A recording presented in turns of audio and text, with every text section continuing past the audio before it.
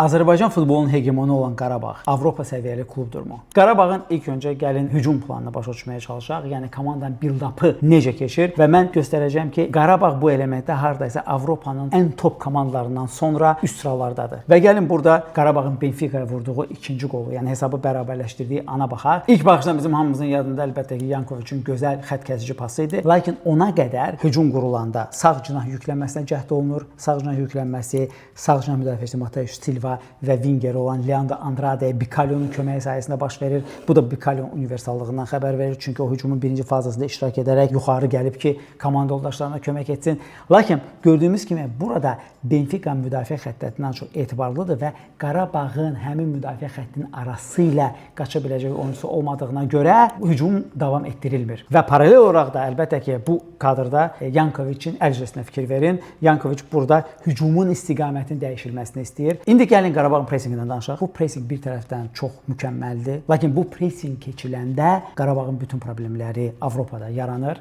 və buna görə də Qarabağ həm Napolidən, həm Ajaxdan, həm də ki, mövsümün əvvəlində Atletico Bilbao'dan qollar buraxırdı. Bu Ajax ilə maçdır. Gördüyümüz kimi yenə də Ajax topu arxadan pasla oynamaq istəyir, amma Qarabağın hücum dördlüyü mükəmməl şəkildə pressing edir. Ona görə də sağ cinah wingeri mövqeyində oynayan Mora aşağı düşməyə məcburdur ki, öz komanda yoldaşlarına kömək etsin, sayı çoxluğu yaratsın və bu da əlbəttə ki, hücum qurulan zaman Ajaxın hücumda disbalansına gətirib çıxaracaq. Lakin biz görəcəyik ki, rəqib komandalar oyun içində bu pressingə necə adaptə olub onu neytrallaşdırmağı bacarır. Qurban Qurbanovun istəyi odur ki, rəqib topu ya pasla çıxanda itirsin, ya da ki, uzun topla uzağa atsın. Amma burada daha bir priyon var ki, ona Qarabağ hazır deyil. Bu da orta paslar. Bu epizodda misal üçün biz görürük ki, bu hücum bizim qapımıza təhlükəli zərbə ilə bitir. Düzdür, bu anda qol olmur və daha bir epizod. Baxın, yenə də analoji ssenari, yenə də bizim hücum dördlüyümüz pressing edir. Yenə də orta pasla o pressing neytrallaşdırılır. İkinci element Nəriman Axundzadə situasiyasıdır və